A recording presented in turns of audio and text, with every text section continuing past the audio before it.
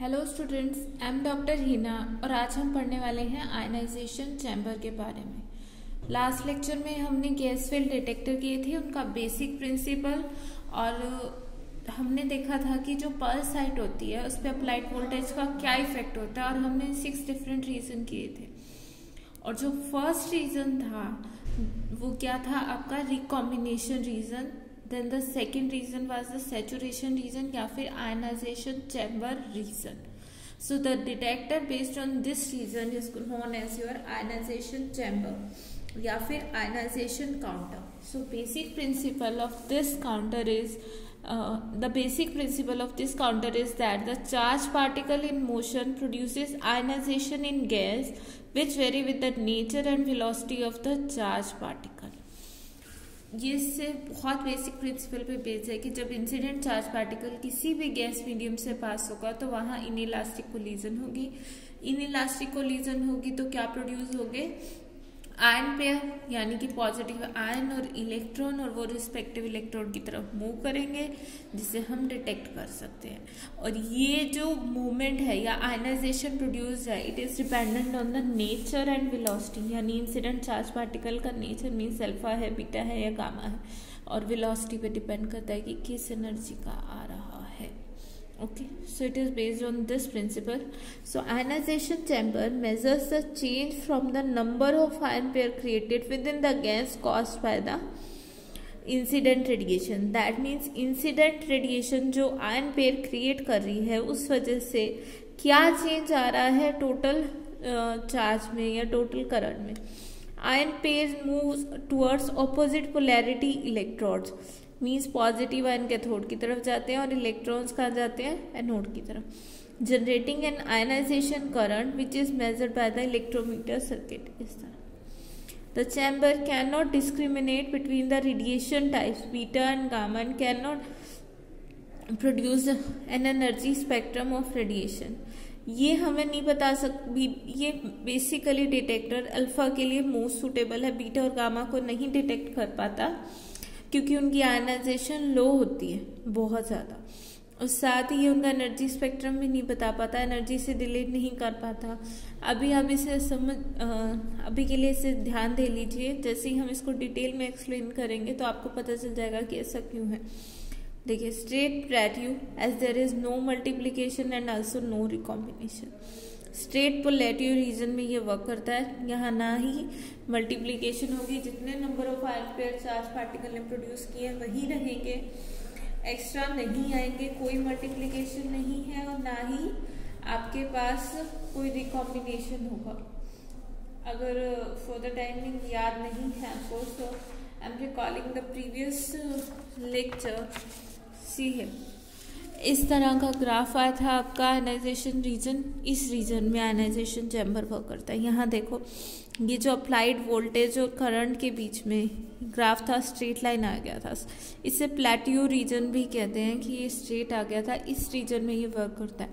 सो जब हमने वोल्टेज बढ़ाते जा रहे थे, इस पॉइंट पे क्या था, सभी आयन पेयर्स जो थे वो अपनी इलेक्ट्रोड पे चले गए थे, कोई रिकॉम्बिनेशन नहीं हो रहा था, सारे के सारे एग्जॉस्ट हो चुके थे। I hope you remember this lecture.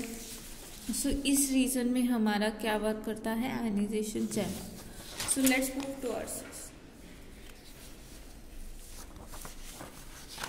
देखिए, ये आपका एक पल्स आयनाइजेशन चैम्बर है। डायग्राम में आपके पास पल्स क्यों कहा गया? क्योंकि ये जो आउटपुट है ये हमें पल्स फॉर्म में देता है, मीन्स कॉन्टिन्यूस आउटपुट नहीं मिलेगी। सपोज कीजिए एक चार्ज पार्टिकल आया तो उसके कॉरस्पॉन्डिंग आपको एक करंट की पल्स मिलेगी, 2 आए हैं तो 2 पल्सेस मिलेंगी। इस तरह से ये नहीं है कि ये सिंपली लिख के दे देगा, पल्स की फॉर्म में आउटपुट देता है। ये आपका कॉन्टिन्यूस नहीं रहता। ये नहीं है कि अगर साइमल्टेनियसली 4 पार्टिकल आएंगे तो ये तब भी सिंगल पल्स ही देगा। अगर आपको नंबर ऑफ पार्टिकल्स अलग अलग देखने हैं तो उनके बीच में कुछ गैप होना चाहिए। ये जो चीज़ें मैं बोल रही हूँ, अभी जैसे ही आप इसकी वर्किंग समझेंगे आप खुद से जान पाएंगे कि ये क्या चीज़ होती है। ओके, सो देखिए, आपके पास ये सर्किट दिया हुआ है। This is an ionization chamber, metal cylinder है आउटर साइड, इसको हम कैथोड बनाया हुआ है। कैथोड को हम पॉजिटिव पोटेंशियल, ये देखो मेटल सिलेंडर को पॉजिटिव पोटेंशियल है, सेंट्रल वायर है जिसे हम एनोड ट्रीट करते हैं। सेंट्रल वायर और मेटल सिलेंडर को परफेक्टली इंसुलेट किया गया है, ये दोनों इंसुलेशन है ताकि इनका आपस में कुछ कनेक्शन ना रहे। हाई टेंशन बैटरी लगाई गई है, ये वेरिएबल बैटरी होती है, आप पोटेंशियल चेंज कर सकते हैं। यहाँ पे एक सर्किट कंप्लीट करने के लिए एक रेजिस्टर लगाया गया, साथ ही में एक कैपेसिटर है पैरेलल में इसके C। Then there is an amplifier and then there is a counter. Amplifier का पर्पस क्या होता है? एम्पलीफायर जो ये सिग्नल प्रोड्यूस हुआ है इन जनरल बहुत कम होता है क्योंकि मल्टीप्लिकेशन नहीं है। इंसिडेंट चार्ज पार्टिकल ने जितने आयन पेयर प्रोड्यूस किए हम उनको कलेक्ट कर रहे हैं, बट क्योंकि उसका अमाउंट बहुत कम होता है तो we need to amplify the signal. So therefore here an amplifier is there. Counter ये है कि ये जो पल्सेस जनरेट हुई हैं, जैसे हम कह रहे थे कि चार्ज पार्टिकल आएंगे तो पल्स प्रोड्यूस होगी, तो ये उनको काउंट करेगा कि कितनी पल्स आई। सपोज कीजिए जैसे यहाँ 3 है तो 3 पल्स आई, तो ये कोरिलेट करेगा नंबर ऑफ पल्सेस को नंबर ऑफ चार्ज पार्टिकल से, क्योंकि आप पल्सेस ऐसे देख नहीं सकते। So it is basically for counting number of pulses. Okay, so ये थी इसकी कंस्ट्रक्शन। इसके अंदर जो हम गैस करते हैं, नॉर्मली हम गैस का यूज़ करते हैं, that is of argon gas. Argon gas हम लेते हैं, सूटेबल गैस। कभी कभी हम इसमें एयर भी ले लेते हैं, बट ध्यान रखिएगा एयर आपकी ड्राई एयर होनी चाहिए, उसमें मॉइस्चर नहीं होनी चाहिए। सो जो गैस है दैट इज आपकी दैट मे बी एयर और हाइड्रोजन एट एटमॉस्फेरिक प्रेशर और एट हाई प्रेशर। इसमें मेजरली तो हम जो मटेरियल लेते हैं गैस दैट इज एयर और प्रेफरेबली ड्राई एयर और हाइड्रोजन। अगर आप नॉर्मल एटमॉस्फेरिक प्रेशर रखते हैं at atmospheric pressure,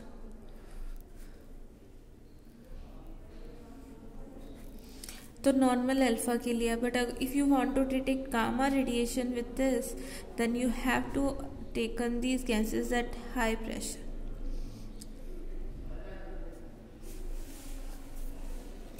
Okay, so यहाँ पे एक चीज ध्यान देने वाली है कि ionization chamber single ionizing particle के लिए भी यूज किया जा सकता है, बट उसके लिए हमें बहुत बड़ा एम्पलीफायर चाहिए होगा। वोल्टेज हम अप्लाई कर रहे हैं रेजिस्टेंस के थ्रू, आप डायरेक्ट अप्लाई नहीं कर सकते।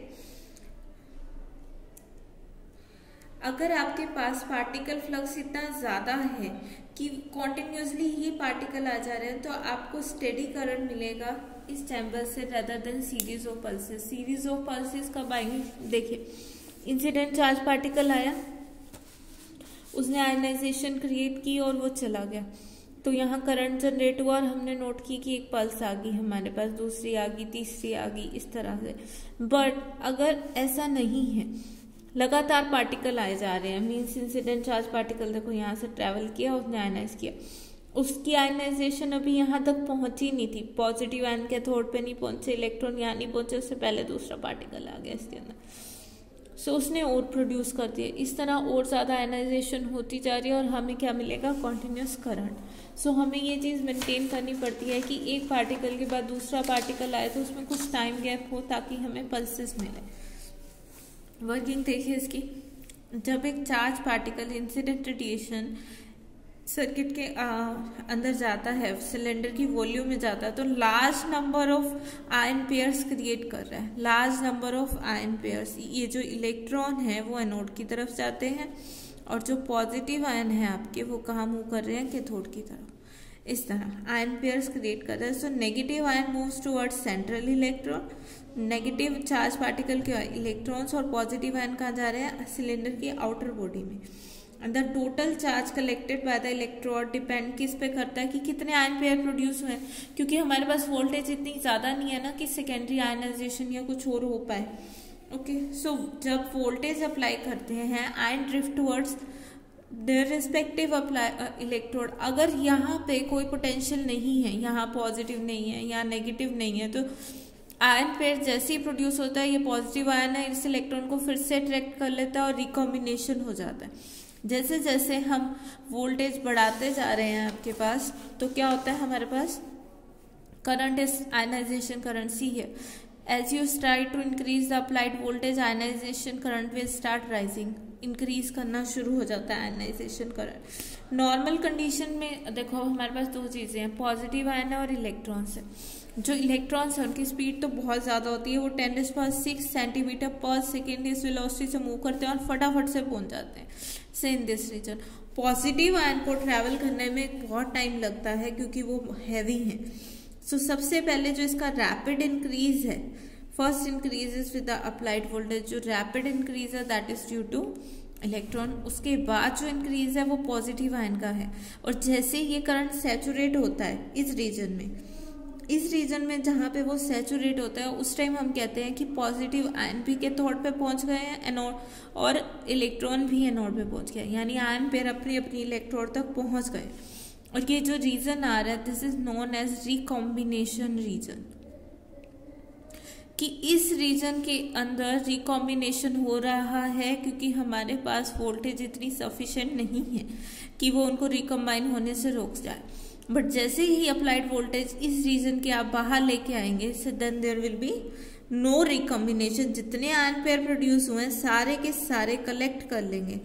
इसमें क्या होगा कि मान लो 100 आयन पेयर प्रोड्यूस हुए, यहाँ इस पॉइंट पे टोटल 100 आयन पेयर प्रोड्यूस हुए, तो जो 80 आयन पेयर हैं वो तो इलेक्ट्रोड पे पहुंच गए, मींस 80 इलेक्ट्रॉन तो पहुंच गए एनोड पे और 80 पॉजिटिव आयन पहुंच गए अपनी कैथोड पे। जो 20 बचे हैं वो वापसी रिकम्बाइन कर जाते हैं।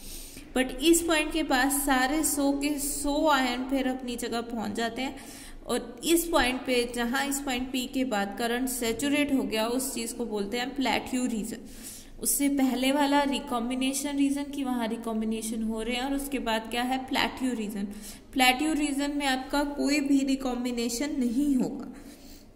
सो प्लेट्यू रीजन यहाँ पे स्ट्रेट हो जाते हैं। And the voltage acquired to attain this saturation current depends on the rate of ionization produce, means कितनी आयनाइजेशन प्रोड्यूस हो रही है ऑब्वियसली उस पर डिपेंड करेगा। ज्यादा आयनाइजेशन हो रही है तो हमें ज्यादा वोल्टेज लगानी पड़ेगी उसको कलेक्ट करने के लिए। ओके, नाउ सी दिस, एक मैथमेटिकल फॉर्मुलेशन है इससे लिंक छोटी सी। So the plateau in the graph of ionisation current, I hope it is clear to you. So anyways I'm saying this, I will share these notes with you. So plateau in the graph of ionization current versus applied voltage, I have already shown you. It is this graph, and the to attain this saturation voltage it depends on the number of ion pair produced here, or how much of the intensity of nuclear reaction is and nuclear radiation is entering, and the average ionization current at saturation current will be proportional to the number of ion pair produced, क्योंकि उसके अलावा हमारे पास कुछ नहीं है. So your total saturation current, I saturation, is dependent on the NE, or you can see NE over T or Q over T. And now what is this? Current is charge on time. This is number of ion pairs formed per unit time. This is number of ion pair formed per unit time, and small n क्या represent कर रहा है? Number of ion pairs, कि total इतने number of ion pairs form हुए उसको पर unit time से डिवाइड करोगे कैपिटल एन, और उसको हर एक आयन पेयर पे कितना चार्ज होता है प्लस ई चार्ज होता है ना, so N E over T, so it is Q over T. So जब आयनाइजेशन करंट लार्ज है जिस केस में, तो उसको के लिए तो हमें एम्पलीफायर की जरूरत नहीं है. उस केस में आप सीधा माइक्रो एमीटर लगा दोगे तो आप रिकॉर्ड कर लोगे. But measure of the cases में क्योंकि इंसिडेंट आयन जो प्रोड्यूस कर रही है आयन पेयर वो इतने ज़्यादा नहीं होता, then you need to add an amplifier. और कभी कभी चार्ज कलेक्ट करने के लिए हमें पैरेलल में कैपेसिटर भी लगाना पड़ता है, C. ये उस केस में है जब आपका ionization produce is not so sufficient. So maximum उस केस में हम क्या करते हैं, कैपेसिटर लगा देते हैं, कंबाइंड कैपेसिटर, ताकि ये मैंने लास्ट लेक्चर में आपको बताया था, ये जो है सर्किट ये किस तरह बिहेव कर रहा है कैपेसिटर की तरह. ये पॉजिटिव चार्ज, ये नेगेटिव चार्ज, बीच में एयर है. सो it is behaving like a capacitor. इसके पैरेलल में इसकी कैपेसिटी कलेक्ट करने के लिए या पूरे के पूरे चार्ज को कलेक्ट करने के लिए, क्योंकि हम एक कैपेसिटर लगा देते हैं। और क्यों लगाते हैं? क्योंकि जो आयन पेयर प्रोड्यूस हो रहे हैं या जो करंट प्रोड्यूस हो रहा है वो इतना सफिशिएंट नहीं है कि डायरेक्ट माइक्रोमीटर से आप मेजर कर पाओ। So if we are saying that C is your combined capacitance, जो कैपेसिटर लगा है उसकी प्लस सर्किट की total capacitance is your C, then your charge में be written as Q is equal to CV लिख सकते हैं। और pulse height, maximum pulse height या V मैक्सिमम अगर आप देखना चाहें, V यहाँ से निकालो, V is equal to Q over C। Q की वैल्यू कितनी है? NE। Q is equal to NE ना ओवर C। नब कितना चार्ज प्रोड्यूस होगा? कितने आयन पेयर हैं? नंबर को मल्टीप्लाई कर दो, चार्ज होना single ion pair electron E। So V maximum voltage आपके पास तब कब होगी? जब सारे के सारे आयन पेयर्स कलेक्ट हो जाए। सो इतने प्रोड्यूस हुए थे, सारे के सारे कलेक्ट हो गए, तो उससे कॉरस्पॉन्डिंग मैक्सिमम वोल्टेज। और मैक्सिमम करंट कब होगा? आई सैचुरेशन, इसी वोल्टेज के across. So I saturation is equal to dQ over dt जब मैक्सिमम चार्ज होगा। Q is equal to CV, so C into dV by dt। Okay, या फिर अगर इस टर्म में आप लिखना चाहो V मैक्स की टर्म में, आई सैचुरेशन करंट क्या होता है? वोल्टेज, जितनी मैक्सिमम वोल्टेज है डिवाइडेड बाय रेजिस्टेंस। इस टर्म में अगर आप लिखोगे it will be NE over CR।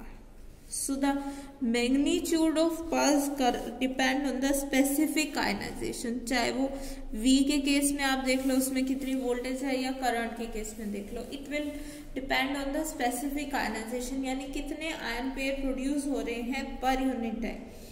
And it produces strong pulses which are easy to count in the ionization chamber. अगर आपकी पल्सेस स्ट्रॉन्ग है तो आयनाइजेशन चैम्बर उनको इजीली नोट कर लेगा। और किस पे डिपेंड कर रही है कि पल्स हाइट स्ट्रॉन्ग होगी या नहीं होगी? ये जो करंट और वोल्टेज है, it is completely dependent on NE, कितने आयन पेयर्स प्रोड्यूस हो रहे हैं पर यूनिट वॉल्यूम, या कितने आयन पेयर टोटल प्रोड्यूस हो रहे हैं। और अल्फा बीटा गामा में से किसका सबसे ज्यादा होता है? आयनाइजेशन अल्फा का। ऑब्वियसली अल्फा का ज्यादा होता है, तो ये अल्फा को बहुत इजीली डिटेक्ट कर देता है। बीटा की स्पेसिफिक आयनाइजेशन या number of ionization produce per unit time is very small as comparison to alpha, और गामा की तो बीटा से भी कम होती है। सो ये बहुत इजीली अल्फा को डिटेक्ट कर लेता है बीटा और गामा की बजाय। अगर आपको बीटा और गामा को डिटेक्ट करना है तो चैम्बर हमें बहुत बड़े साइज का चाहिए होता है, और उसमें बहुत एम्प्लीफिकेशन लगानी होता है। बड़े साइज का चैम्बर क्यों चाहिए? बड़े साइज के चैम्बर के लिए हमें ज्यादा आयनाइजेशन प्रोड्यूस होगी ना। अगर हम उसको ज्यादा गैस दे रहे हैं तो वो उतना ज्यादा इंटरेक्ट करेगा, क्योंकि उसकी पेनिट्रेशन पावर कह लो बहुत ज्यादा है, क्योंकि स्पेसिफिक आयनाइजेशन कम है, बहुत कम लोग से वो इंटरेक्ट करता है, आयन प्रोड्यूस करता है। सो रेंज बढ़ जाती है उसकी, इसलिए हमें बड़ा चैम्बर चाहिए होता है उसको डिटेक्ट करने के लिए, और बहुत ज्यादा एम्प्लीफिकेशन लगानी पड़ती है क्योंकि वो आयन पेयर कम प्रोड्यूस करते हैं। सो आपके क्वेश्चन का आंसर हो गया कि स्टार्टिंग में मैंने आपको बताया था कि अल्फा के लिए मोस्टली यूज करते हैं रादर देन बीटा और गामा। कर सकते हैं बट एम्प्लीफिकेशन हमें ज्यादा चाहिए होती है उसके। और इसकी देखिए कुछ एप्लीकेशन आयनाइजेशन चैम्बर की। So first of all nuclear industry में इसका यूज होता है। It is use where high dose rate is being measures, they have a greater operating life time than standard GM tubes which suffers from gas breakdown. इनका operating time इससे ज्यादा होता है GM tube की बजाय। But इसके लिए क्या नेसेसरी है? हाई डोज रेट, बहुत ज़्यादा आयनाइजेशन वो प्रोड्यूस करे। GM ट्यूब हम आने वाले टाइम में पढ़ेंगे, उसमें आपको पता चल जाएगा कि गैस ब्रेकडाउन का होता है। जनरल लाइफ में देखो तो स्मोक डिटेक्टर में इसका यूज़ होता है। ये अल्फा मीटर प्रोड्यूसिंग, ये अगर एक अल्फा मीटर के साथ हो तो ये कॉन्स्टेंटली करंट भी प्रोड्यूस करता है। स्मोक उसमें एंटर करेगा तो करंट को डिस्टर्ब करेगा, क्योंकि आयन जो है वो स्मोक पार्टिकल, देखो ये स्मोक डिटेक्टर में किस तरह यूज कर सकते हैं। नाउ सी हियर, मैंने आपको इससे पहले एक चीज बताई थी कि ये पल्सेस प्रोड्यूस कर रहा है आपका आयनाइजेशन चैम्बर। आपको बताया था ना कि आयनाइजेशन चैम्बर पल्सेस प्रोड्यूस करता है। पल्सेस मीन्स ये देखो इंसिडेंट चार्ज पार्टिकल आता है, यहाँ से करंट प्रोड्यूस होता है, इस रीजन में हमारा है। चार्ज पार्टिकल ने आके आयनाइजेशन की, इसने करंट प्रोड्यूस किया, और इससे पहले कि ये जो पॉजिटिव आयन है कैथोड तक पहुंचे, एक और चार्ज पार्टिकल आ जाता है। एक और चार्ज पार्टिकल आता है तो वो फिर से करंट प्रोड्यूस करता है और वो चलता रहता है। तो कहते हैं कि अगर हम एक अल्फा पार्टिकल एमीटर को यहाँ रख दें, एक छोटा सा सोर्स अल्फा एमीटर का, वो continuously charge alpha particle emit करेगा, अल्फा पार्टिकल एमिट करेगा, तो ये करंट चलता रहेगा इसके अंदर, क्योंकि नंबर ऑफ अल्फा पार्टिकल आ रहे हैं। अल्फा पार्टिकल रख दिया हमने, कांस्टेंट करंट मिलता जा रहा है क्योंकि चार्ज प्रोड्यूस हो रहा है, ये चार्ज को नोट कर रहा है और हमें देता जा रहा है कि हाँ जी इतना करंट है। बट स्मोक अगर इसके अंदर आ गया, पहले गैस फील्ड है उसके साथ इंटरेक्ट करे, जैसे ही इसके अंदर स्मोक आएगा, स्मोक डिटेक्टर लगाया ना, स्मोक आने से क्या होगा कि वो गैस मीडियम को डिस्टर्ब करेगा। ऑब्वियसली गैस, एक अलग गैस इंट्रोड्यूस होगी, आपका करंट चेंज होगा। अब अल्फा पार्टिकल उस स्मोक के साथ भी इंटरेक्ट करेंगे और आपका करंट चेंज होगा। करंट चेंज होते ही आपके पास अलार्म बजेगा, जी स्मोक आ गया है। सो बहुत इजी है ये स्मोक डिटेक्टर, अगर इस पे बेस करते हैं तो। इसको मेडिकल रेडिएशन मेजरमेंट के लिए भी यूज कर सकते हैं कि थेरेपी डोज कितनी जाएगी थेरेपी से, क्योंकि ये मेजर करके बता रहा है कि जी 5 नंबर ऑफ पार्टिकल चले गए हैं कि 10 नंबर ऑफ पार्टिकल चले गए हैं। तो जब आजकल मेडिकल में न्यूक्लियर, अगर आप देखें जो ये रेडियो एक्टिव एलिमेंट है, इसका कैंसर ट्रीटमेंट में यूज होने लगा, बट ह्यूमन टिश्यूज या बॉडी को बहुत ज़्यादा रेडियो एक्टिविटी एलिमेंट से एक्सपोज नहीं कर सकते। तो ये बहुत सिंपल इंस्ट्रूमेंट है जो मेजर के बता देगा कि इतने नंबर ऑफ पार्टिकल आपकी बॉडी में चले गए and that amount is required. So ये तो थे इसकी application. Next is advantages and disadvantages. Advantage ये है कि ये यूनिफॉर्म रिस्पॉन्स देता है गामा रेडिएशन का, उस केस में जब आपका एटमॉस्फेरिक प्रेशर हाई होता है या लार्ज साइज हो, and accurate overall dosing, overall ये सही बता देता है। बहुत हाई रेडिएशन रेट मेजर कर सकता है, हाई रेडिएशन लेवल इसको जो गैस है, गैस बेसिकली एयर है, उसको डिग्रेड नहीं कर पाते इतना, क्योंकि हमें मल्टीप्लिकेशन नहीं चाहिए, वो जस्ट वांट टू नोट, हम क्या नोट करना चाहते हैं कि उसने कितने आयन पेयर प्रोड्यूस किए। तो नॉर्मली गैस डिग्रेड नहीं होती, जैसे ही हम पोटेंशियल खत्म करते हैं वो आपसी रिकम्बाइन होते हैं। डिसएडवांटेज है कि low output requiring sophisticated electrometer circuit, output current बहुत कम होता है क्योंकि इंसिडेंट रेडिएशन जितने आयन पेयर प्रोड्यूस करेगी ये सिर्फ उन्हीं को रिकॉर्ड कर पाता है। सो करंट की वैल्यू लो होती है, तो हमें सोफिस्टिकेटेड इंस्ट्रूमेंट चाहिए जो काफ़ी महंगे हो जाते हैं, या फिर क्या चाहिए, एम्पलीफायर चाहिए। ऑपरेशन और accuracy easily affected by moisture. जब मैंने किया था तो आपको बताया था कि एयर कैसी होनी चाहिए, ड्राई एयर जो इसमें यूज़ करते हैं, क्योंकि अगर एयर में आपका मॉइस्चर कंटेंट होगा तो मॉइस्चर कंटेंट में क्या होता है, वाटर H2O, तो जो इंसिडेंट रेडिएशन आएगी वो फर्दर उनके साथ इंटरेक्ट करने लग जाएगी और आपका अमाउंट और वो सब कम हो जाएगा। लिमिटेशन इसकी क्या है कि ये डिटेक्शन के बाद एक पार्टिकल, अगर आपको काउंटर की तरह इसको यूज करना है, एक पार्टिकल के बाद दूसरे को आने में कुछ मिली सेकेंड का गैप चाहिए, ताकि उससे पहले कि ये ओरिजिनल वैल्यू रिटेन कर पाए। मतलब देखो आयन पेयर आपके प्रोड्यूस हुए थे यहाँ, सो पॉजिटिव नेगेटिव इलेक्ट्रॉन तो जा रहे थे यहाँ और पॉजिटिव आयन आ रहे थे यहाँ। सो जब तक ये सारे के सारे पॉजिटिव आयन यहाँ नहीं पहुंच जाते, अगर उससे पहले कोई चार्ज पार्टिकल आ जाता है आपके पास, तो क्या होगा, कॉन्टिन्यूस करंट आएगा, बता ही नहीं पाएंगे कि 2 आ रहे हैं या 3 आ रहे हैं। सो अगर if you want to use it as a counter then you have to wait, और आपको इंसिडेंट उसको कंट्रोल करना पड़ेगा ताकि ये बिल्कुल पहले वाली इनिशियल स्टेट में चला जाए, पहले वाला चार्ज खत्म हो जाए। Okay, I hope it is clear. आपको आयनाइजेशन चैम्बर समझ आ गया होगा। अगर स्टिल आपको कोई डाउट है आयनाइजेशन चैम्बर में, सो आप कमेंट सेक्शन में पूछ सकते हैं। So that's it for today.